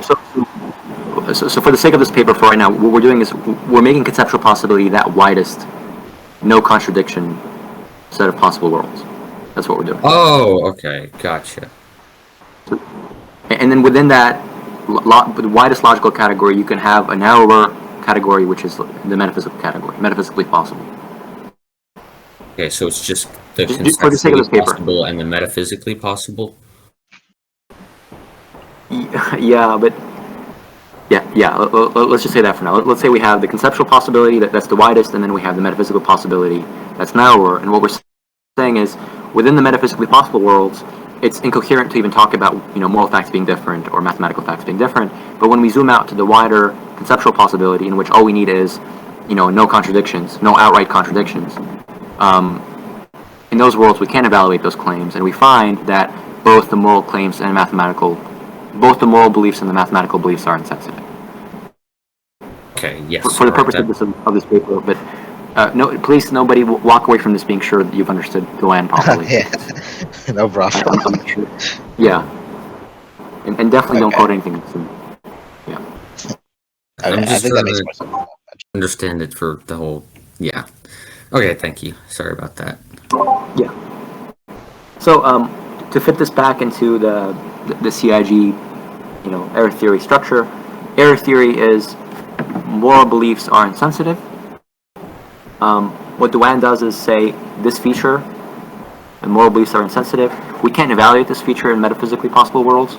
We have to go to the wider conceptual possibility. And when we do that, when we assess conceptually possible worlds and not just metaphysically possible worlds, we find that not only are moral beliefs insensitive, but so are mathematical beliefs, according to him. And that's our companion and guilt response to the error theoretic argument. Is that cleared up? Does that make sense to everybody? Yeah, that makes. I understand the argument. I'm not sure how we arrive at the conclusion that they are insensitive at other conceptually possible worlds, but that might just be some legwork that he did behind that I'm just not following. And I guess if that's true, then that would make sense. Yeah, so Cowie has a book called Morality in Mathematics, in which he goes over this in detail. Cowie doesn't talk about this because it's an overview paper. He just mentions that that's what Duan derives. I recommend that book, Morality in Mathematics, to anyone. Okay. Duan is the author of the book. You said Cowie by accident. Oh yeah, sorry. Clark Duan is the author of Morality in Mathematics, and Cowie is just going over the basics of stuff, so he doesn't go into the groundwork that Duan does. Okay, yeah, no problem. I got you. We will actually be reading one of Clark Duan's papers on that very topic at some point. Where was the date that was scheduled for? Oh, August 13th. So look forward to that. Okay, that makes sense. I got you. Yeah, and I apologize for not remembering his work more clearly. As I said before, I'm nowhere near an expert on this stuff, so thank you guys for jumping in and setting me straight. No, man, you're doing fine, bro. You got way more in this than I do. I'm trying You're to follow probably doing along. far better than any of us. Oh, no, thank But you. it's certainly helpful for everybody to just clear up stuff together. I'm glad you think that. Thank you so much, guys. That was going to be my full presentation as kind of an introduction to what was going on. It ran for I'm assuming like an hour and a half because we went over stuff in detail. Right now, and this is up to you, Shiny, or the other guys, we can go backwards and look at the epistemic stuff, or we can call this a successful meeting where we understood the basics of CIGs, and it's up to you, whatever you guys want to do. I'll leave it up to them whether they want to go into the epistemic stuff. I'm certainly down to do that, but there is another sort of argument that wasn't brought up in this paper that I wanted to bring up on the topic of CIG at some point, but I can save that for in a little bit if we're going to go into the epistemic stuff as well. Sure. Yeah, I would like to go into the epistemic stuff because I got kind of lost reading through a lot of that on my own, and then I have like a general idea, I think, of what was being said, but I would like to hear what other people have to think. So if people are cool with that, I'd be down with that. Yeah, right. I think that would be definitely something good to do. And once we're finished, or maybe now, if whatever you guys feel like, we could also maybe talk a bit more about entailment, since it's not mentioned in the paper, but perhaps we could, I don't know, go over it a bit more. Yeah, I got time, so I'm here for whatever. All right, so let's just address entailment very quickly. When somebody says that A entails B, entailment itself is a relation given something. So For example, say that we're working within the rules of classic first order logic. And say I have two beliefs. One belief is that either A is true or B is true. So let's say I have the belief that either Joe Biden is true, either Joe Biden is president or Hillary Clinton is president. Both cannot be true. And my second belief is that Hillary Clinton is not president. Those two together would entail, given the rules of logic or first order logic, that Joe Biden is president. So I have a disjunctive belief, an or belief, A or B. My second belief is a not B belief. And so those two together entail that A is true. So entailment is basically applying the rules of whatever logic you're working within to your current beliefs. So when somebody says, this entails this, what they mean is when you take the first category, the first set of beliefs, the first whatever, and you apply to it the rules of first order logic or whatever logic you're working with them, that entails some further conclusion or some further belief. Which is fascinating because if we're talking about logical error theory itself, I'm not sure what entailment would even mean. But that's another issue. Does that So, how would you use, and thank you for that, that does make sense, but how would you use that to combat a moral error theory argument? right? How would that be So, structured? Assuming that you and the error theorists are both working within first order logic, so you guys both agree on the rules of first order logic, you may say something like this: that moral claims exist. Sorry, that moral claims are coherent and that moral facts exist. That's entailed by something else that you should accept. So let's say that the error theorist agrees with you that science is valid and coherent, and you show that given first order logic, that entails that moral facts exist and that moral claims are coherent. Well then, unless the error theorist wants to either deny first order logic or give up that science is valid, he has to also accept that moral claims are valid and that moral facts do in fact exist. So Okay. all that that's makes happening here is you're telling them the moral stuff is an entailment of other stuff that you accept. You accept the rules of logic and you accept the first thing that's causing the entailment. So you should kind of give up on your moral error theory. Does that make sense? Yeah, that makes sense. Thanks for the explanation. Yeah. Yeah, that makes sense. And to your point of what you were asking about, you're not even sure how you would deal with that if you were dealing with like a logical error theory. I think that the same kind of idea of just backing up to a little bit of a more skeptic position as opposed to a fully error theorist perspective and just saying like, hey, maybe these do or don't exist. We cannot possibly know, but it is just pragmatic for us to assume that they do.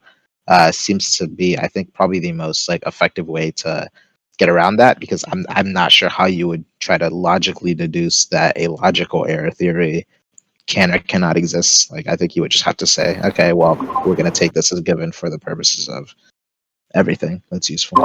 But that's the thing. If you're talking to an moral error theorist, and there also happen to be a first order logic error theorist, or like just logic error theorist, or logical error theorist, and you say, well, given the rules of first order logic as I understand them, this entails something else. When they'll just say, but I don't accept the first order classical rules of logic. So they would just deny the entailment. Yeah, I'm not I sure. don't. Entailment wouldn't work. Like if they denied the first order of logic, then couldn't you then just use the analogy argument?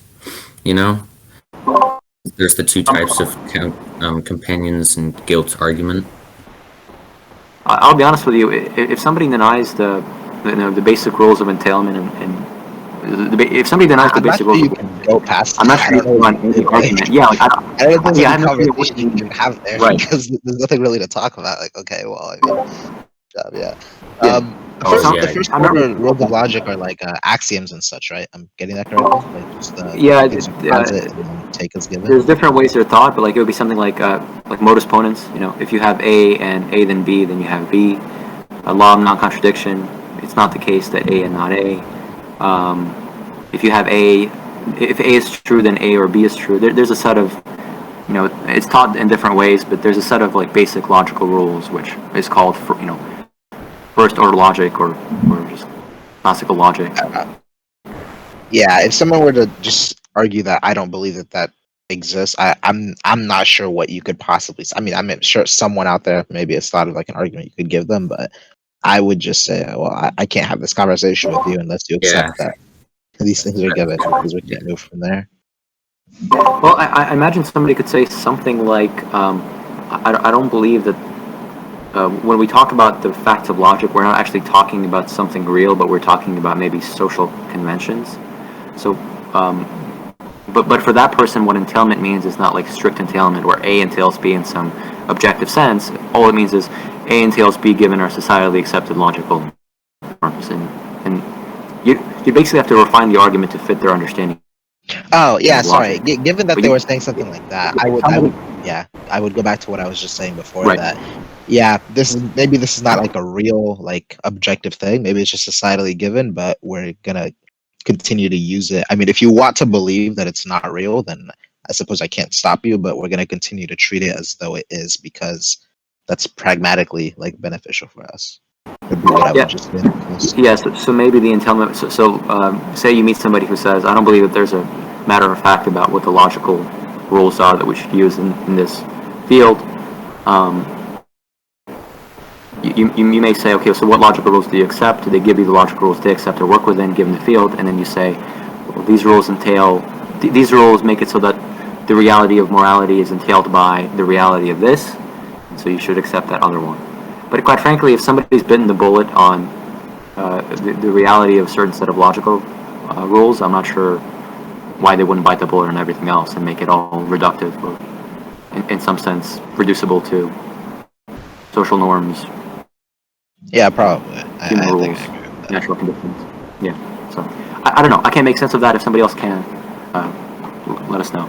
But that's entailment. So, scholar, if that explains it. Yeah, that explained it quite well.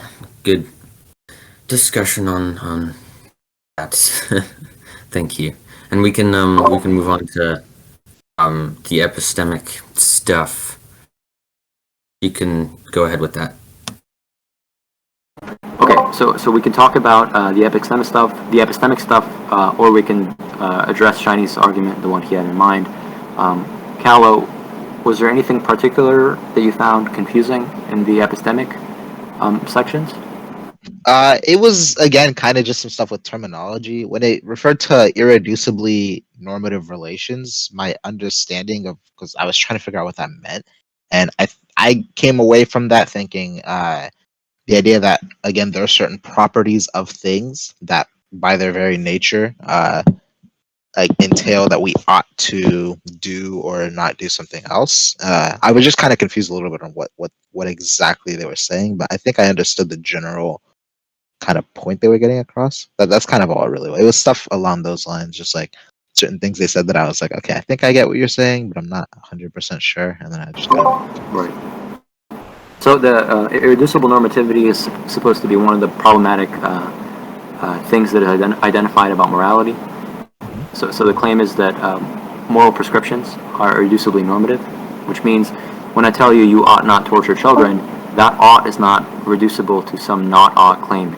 Non-ought claims. You know, it cannot be reducible to the norms accepted by society, by facts about human psychology, to attitudes. The ought there is irreducible. It stands alone, fundamental, untouched. And so the claim is that insofar as moral claims are irreducibly normative, they're problematic. And a response to that is to claim that epistemic claims are also irreducibly normative, or to try to reduce the normativity of morality. So notice there's one of the things you can do. So here's a problematic property of moral properties or moral facts or moral prescriptions. I can either give an account of moral facts on which that observation doesn't hold, moral prescriptions are not irreducibly normative, or I can show that epistemic facts are also are irreducibly normative. And that's what he does later on in, I think 4.1. He discusses the issue of giving a reductive account of the normativity of epistemology. So we can discuss that if you want. But the idea here basically is whatever the ought there is, you can't reduce the ought to something about society, human beings, psychological attitudes, what have you.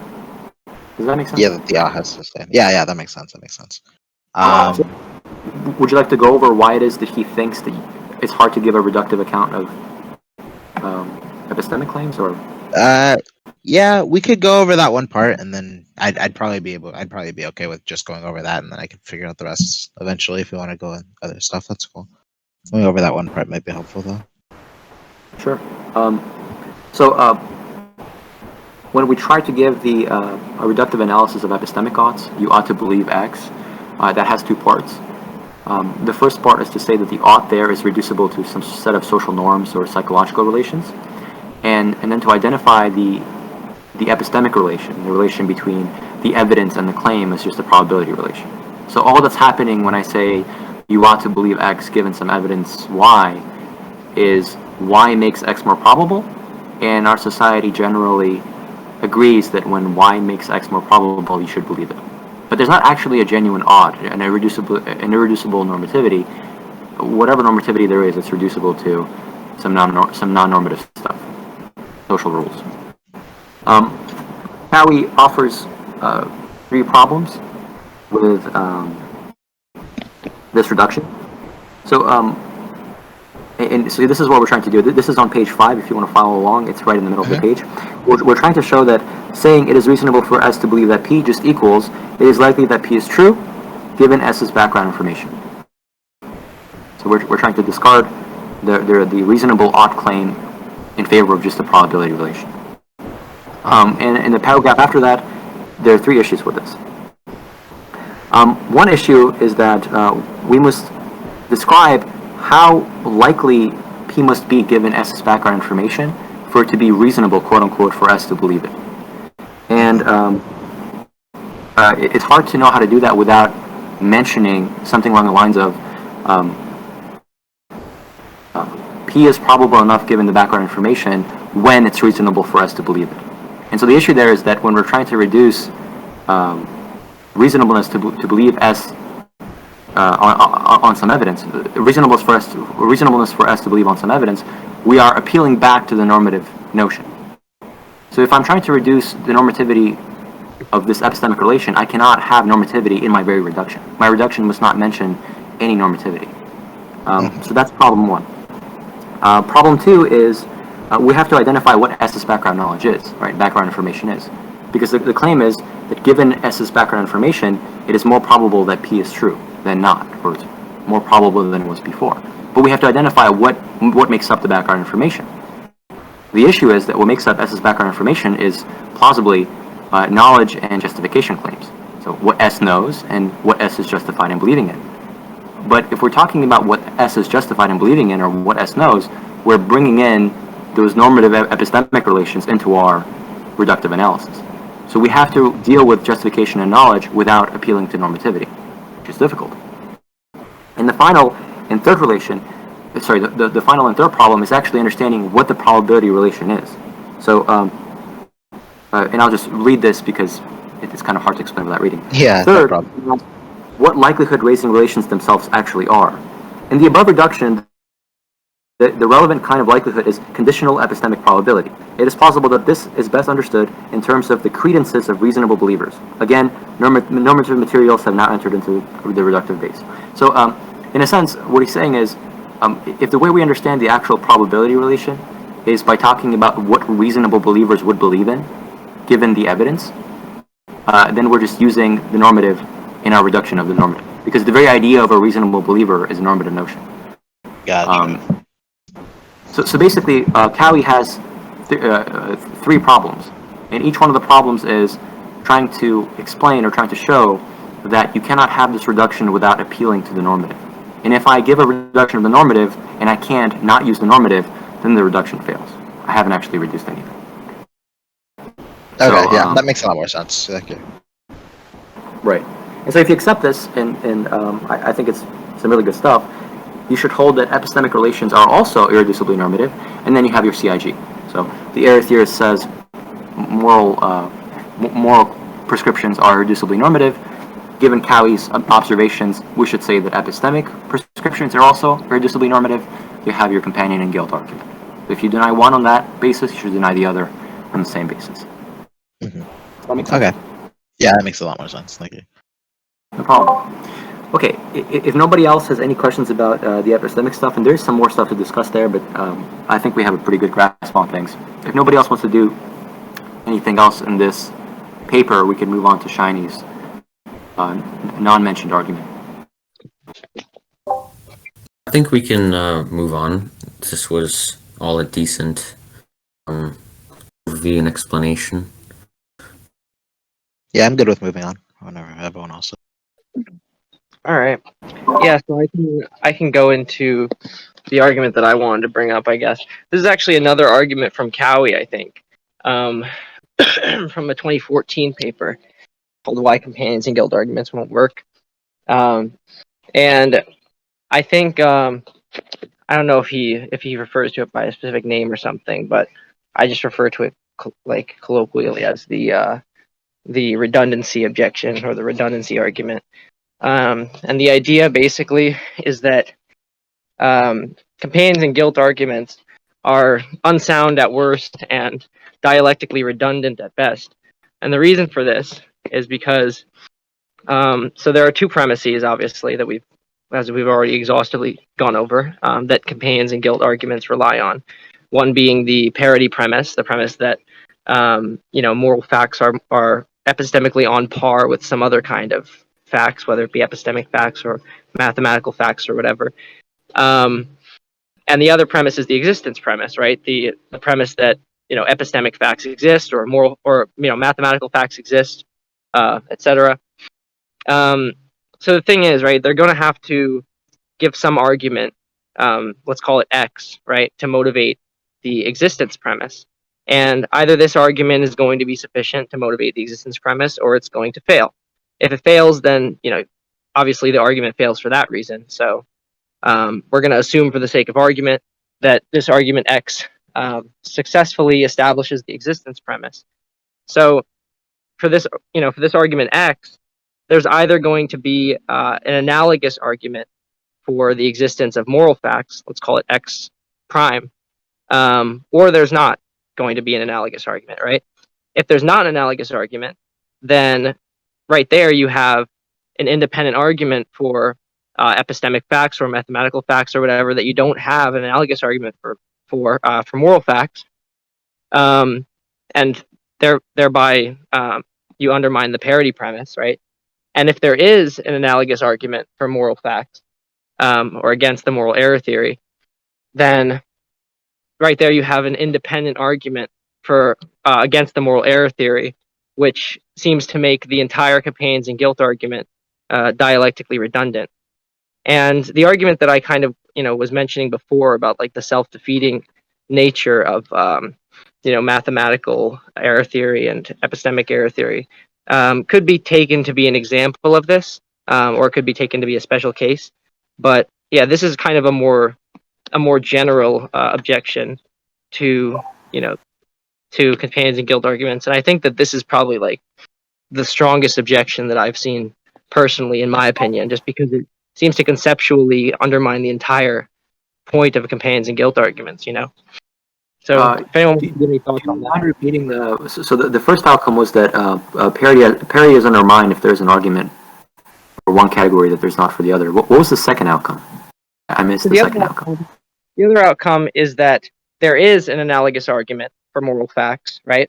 And if that's the case, then the companions and guilt argument becomes dialectically redundant, because if you have an independent argument against moral error theory, then why would you be running companions and guilt in the first place? There's no need for it. I think I understand that. I think that's actually a pretty strong criticism against needing to make a companions and guilt argument. What I would say in response is, I don't know what kind of argument I would say this is, but I think in general the idea, this goes back to the we kind of skipped over it, but the notion that it gives you stable ground to argue off of. Going by my because we had different interpretations of what that meant, but going by what my interpretation was, I think that kind of gives a bit of a better understanding of why you would do it. Because let's say you have an independent argument as to why, say, epistemic error theory could not be true, right? And you think that this argument could apply to moral error theory. If you have someone who holds epistemic truth in really high regard, but doesn't hold moral truth in very high regard, you could make the companions and go argument to show them that this argument does apply to moral error theory, whereas they might reject that if you were to just make it against moral error theory. Like you could clarify it could show them why it applies to something that they otherwise might not believe it applies to. I'd say that would be the value in using a companions and go argument in that kind of setting. If that makes sense. Yeah, if I may, and this is improv, so this may be wrong, but you said that the second consideration is existence, but the second consideration in this paper is costliness. So what I'm trying to show is not that epistemic categories exist per se, but that suspending them or giving them up would be costly. Right. Well, the second premise, right, in any type of companions and guilt argument is going to, like, for the argument to go through, one of the premises has to be that epistemic facts exist or something, and the costliness is supposed to be a way of motivating that premise, right? But the costliness isn't like the premise itself necessarily, right? Because if you can show this costliness like doesn't matter somehow, then you can get around that, I guess. Well, Yeah, actually, I would. Oh, sorry. That's what. But that's what I thought was the strength of the companion and guilt arguments was. So if I'm a proponent of CIG arguments, I may actually have no stance whatsoever on whether or not epistemic categories exist or they don't. But what I'm doing is what I'm saying, hey, Mr. Error Theorist, do you hold that epistemic relations have to exist or exist? And if they go on board that, then we do the costliness question. That's why I remember when we were doing this paper, one of the weaknesses of CIG arguments is that the error theorists can bite the bullet and say that, yeah, this category of facts does not exist. If the second criterion here was existence, then that would be an incoherent response. So there seems to be two variations, one in which we do companionship or parity and costliness, and the others on which we do parity and existence. But this much is right. Oh, sorry. Go ahead.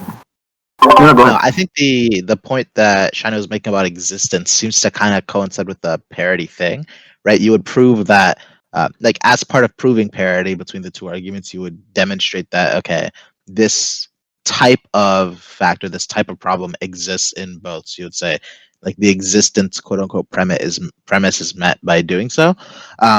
But as for the costliness thing, I agree with Shiny in that it seems more like costliness isn't so much a premise, so much as a way to motivate that premise as well. Because again, you could make an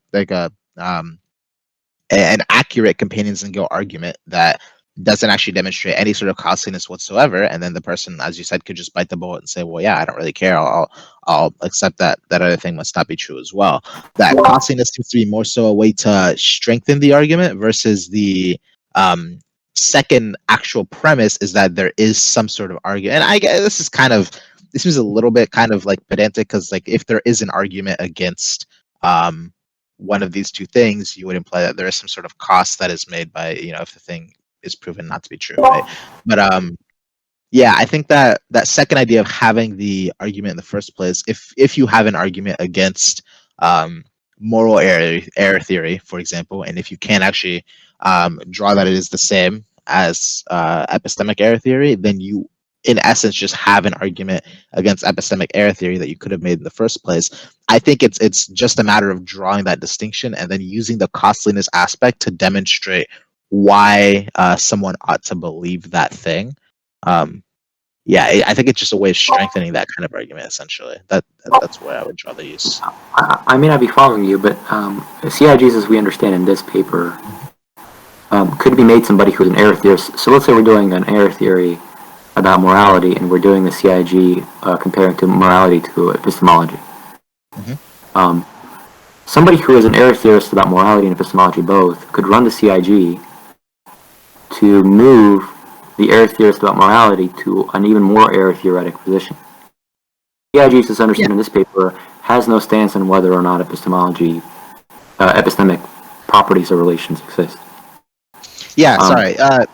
you would. I agree with you. Yeah, you could, because someone who is an error theorist could actually use this to just say, yeah, you should be an error theorist about epistemology as well. For example, you could do that. The only thing I'm talking about with when I say it exists, I think I mean more along the lines of you would argue that not necessarily that the facts exist, but that the potential for the facts to exist is the same between the two. Does that make sense? So, like, I might not necessarily believe that moral facts exist, but if you're saying that moral facts exist based on this particular criteria, well, I could use that same criteria to say that epistemic facts exist, right? And then I could draw that distinction in that way and then say, well, actually, I don't believe that this criteria matters in the first place. I don't think that you could say that these two exist. You've drawn the connection.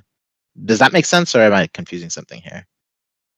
I think I'm getting more confused, but Okay, I'm sorry. you're fine. This much is true.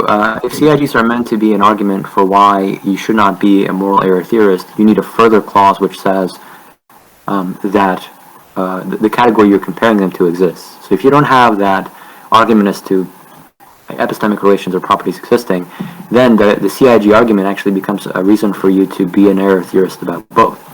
That much is true. Yeah, I guess it should be noted that the CIG type argument can be technically run as like it can be formed as like a modus tollens or a modus ponens, right? You can. Exactly. That was my point. Yeah.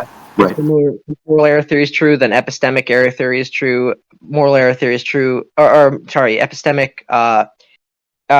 Moral error theory is true. Therefore, epistemic error theory is true. That's what moral realists want to do most of the time. Or you could see it as if the moral error theory is true, then the epistemic error theory is true. But the epistemic error theory is false. Therefore, the moral error theory is false. I was addressing like the sort of objection that I was bringing up was more addressing the second part of the argument, right? It's more an objection to the moral realist who wants to use CIG to motivate moral realism, right? That's the point. The point is that it's dialectically redundant for doing that.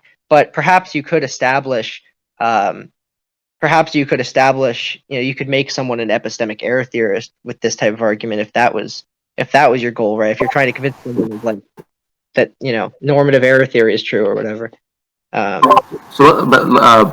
totally agree with all of that. That was exactly what I was trying to get at. Let's actually evaluate the argumentation. So if I understand properly, you need some independent argument for the existence of epistemic properties. If there is such an argument for morality, then it seems that the CIG strategy is kind of useless.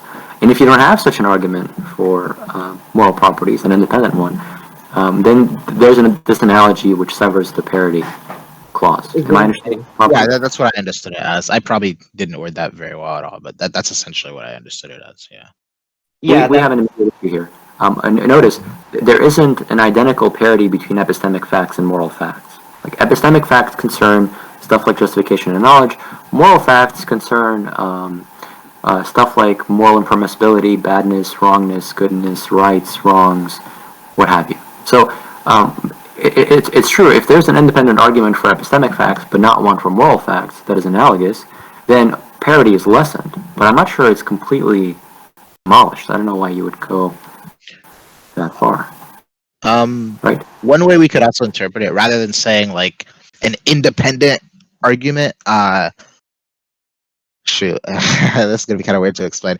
If the independent argument for why moral truths don't exist is like identical in structure to the kind of argument you would use to say epistemic truths don't exist, then you essentially just have the same argument. You just substitute moral truth for epistemic truth, like in its place, and it works. But if that argument doesn't work, unless you can come up with another kind of argument that would like draw that same distinction, then it doesn't seem like you actually have achieved parity, right? It seems like it just doesn't exist at that point, right? No, but what I had in mind was this: if you have a CIG in place, but you have some argument for one of the categories but not another, that may lessen parity, but it doesn't destroy parity.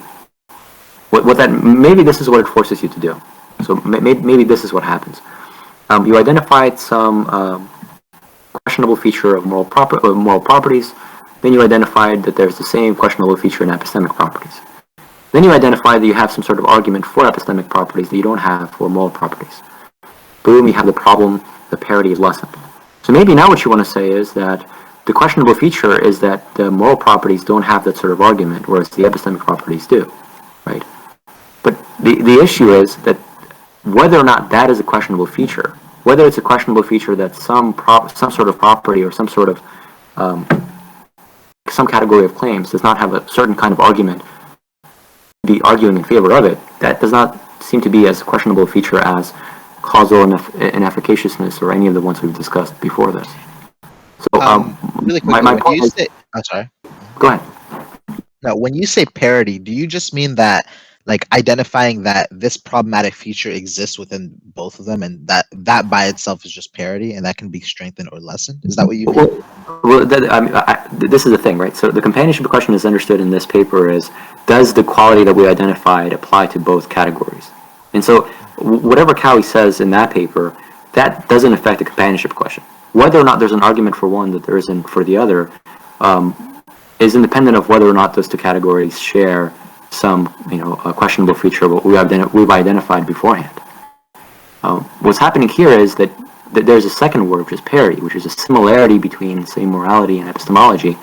And what's being said is that there being a certain kind of argument for epistemic relations that is not there for moral relations makes it so that the parity is demolished, or but I guess what I'm saying is, why think that it's completely thrown away? It's just lessened. Yeah, there's a dissimilarity between morality and epistemology, but there's still some parity. There's still that initial companionship that we were discussing now. I've been talking a lot. What do I'll you let think? Shiner respond to this one. Yeah, I don't know if that makes sense. Maybe I'm misunderstanding the argument. I think I don't know if Shiner is here. I think I understand what you're saying. I'm just not entirely sure I agree. But if Shiny has something to say, you can go ahead.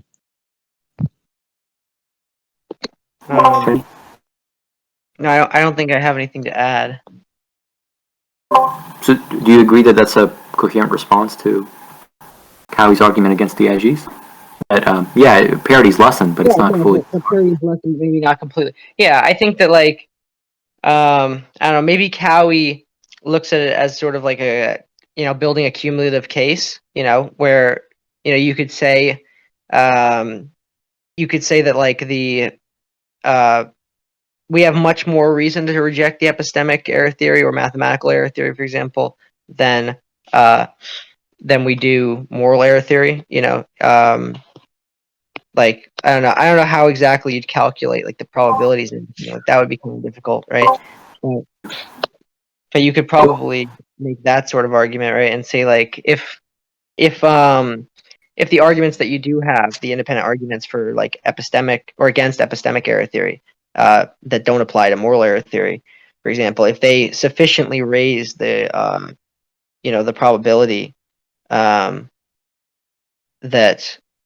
epistemic error theory is false, above that of moral error theory being false, then perhaps that would be enough to reject one and accept the other. But certainly, what you're saying is true, that it's not like it's not as cut and dry as you might want to make it seem. It's not like you can just deductively say, like, well, these are completely not comparable, right? I mean, Actually, if I could amend, sorry, go ahead. yeah, and I'm sure that Cowie and I agree that there's already some differences between the moral category and the epistemic category. I mean, surely he doesn't hold that they're identical in every single way.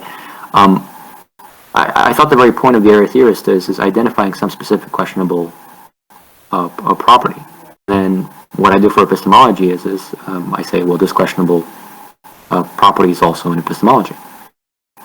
And yeah, it may be the case that it may be the case that there's some properties of epistemology that morality doesn't share, but and that may lessen the comparability of the two, that may lessen the parity.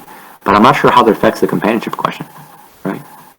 You're saying Actually, I would probably agree with. I'm sorry. I would probably agree with actually what you're saying, in that it just lessens parity. I think the place where I was getting confused and where what I was trying to say, which I might not actually fully agree with this after thinking about it a bit more, but I think the point I was trying to make is that if you're focusing in on one specific point of similarity between the two, that is so crucial to the functionality of those two like systems that if you were to disprove it or if you were to cast doubt on it, that it could like throw the entire system into question. That specific point, if you were to draw an argue, or if you were to come up with an argument against that point, that were somehow fundamentally different from the argument you would use against the same point from the other end, in my mind, that would mean that the difference between those two specific like points you're raising in on is actually such that they're not actually comparable in that way. But I guess you could just say that that just lessens parity, but that the two systems as a whole are still generally similar enough that you could draw the argument. So that might have just been like a semantic difference there that I was getting confused on, but I think I probably. And by the way, whatever this point is, which can be summarized that there's a lessening, but there's not a complete loss. Yeah. The other horn, which was that if there is in fact this argument, if there is in fact an independent argument for morality, then the CIG argument is dialectically useless. Well, that's not true, because even if I have some argument in favor of a category and you identify a questionable feature, that questionable feature lessens the power of that initial argument. And me identifying that another important category that you consider to be costly also has that questionable feature provides me with strength. So at best, the second horn can be put in the following way. CIGs cannot be said to be the only thing acting if there is another independent argument for moral error theory. Sorry, CIGs cannot be the only thing acting if there's another argument for the presence of moral categories, but they still are doing something, right? So for both horns, my view of that Cowie's point regarding CIG arguments is it's not a destruction, it's a lessening. And in the second case, it's not that CIG arguments are useless, they just become not the only thing doing the work. They become less solitary or less effective as a standalone agent. Yeah, and I guess you might even say that with respect to that second point, that you would even say, even if the CIG argument by itself doesn't actually prove that, or doesn't actually disprove, the moral error theory or something, the fact that it points out this problematic aspect, like, is cause for further investigation, because it could be that there just is a separate argument that would actually disprove the moral error theory, for example, that would not disprove, say, like the epistemic error theory or something. That focusing in on that specific point gives you there's still utility in doing that and showing that comparison, because now people can see that it's there, right? Yeah, and here's another point, and maybe this is I should probably read the paper. Shiny, I hope you can send it to me, and I'd love to read the paper. But I take it. Say it again. I think it's in the library already. I think I posted in the library at some point. What year is it? You said it's 2013? 2014. Cowie 2014. Okay, so I will look that up. If you find it, can you share it in the reading group thing? Because I like to do that too. Yeah, I can do that right now, actually. That would be perfecto mundo. Here's another thing that I guess I kind of think. I think if Cowie would accept, or maybe he wouldn't, that we're trying to make our systems more coherent, or we're trying to make them more uniform. So if I have some really important category of beliefs here, and then some other really important category of beliefs there, and I have two arguments which are analogous for each one. So now we're dealing with a horn where CIG arguments are called dialectically useless, or kind of dialectically pointless. I would still like to know, if I have an error theorist about one, that whatever questionable feature is identified in one of them is also identified in the other. Because the system in which I'm putting up with questionable features in only one place is worse than one in which I'm putting up with questionable features in many places. Because then my putting up with the questionable features is not a standalone single scenario, but it's just a general feature of my whole web of reasoning, or if I'm a foundationalist, a bunch of my kind of basic beliefs. Yeah, I think I agree with that. That makes sense. The CIGs, they may be losing dialectical value if you have independent arguments, but they're still making your system more uniform, which has got to be a good thing, right? Yeah, but I'm almost sure that I'm misunderstanding him, and he probably has some really good responses to all of this. So I'll have to read the paper, but that's just some initial thoughts, I guess.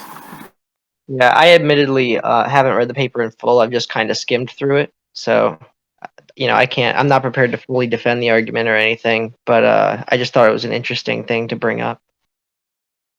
Well, it was, and I think it was an interesting question, sure. So I think you should highlight that one as something that we may do in the future and come back to it. And I imagine it's a fascinating paper, so I'll give that a read as quickly as I can. Seems relevant to this, really relevant. So. Yeah, definitely. But yeah, that's it for my presentation, and we covered entailment, and we covered some epistemic stuff, and we covered that argument. And if nobody else has anything else, I'm done too.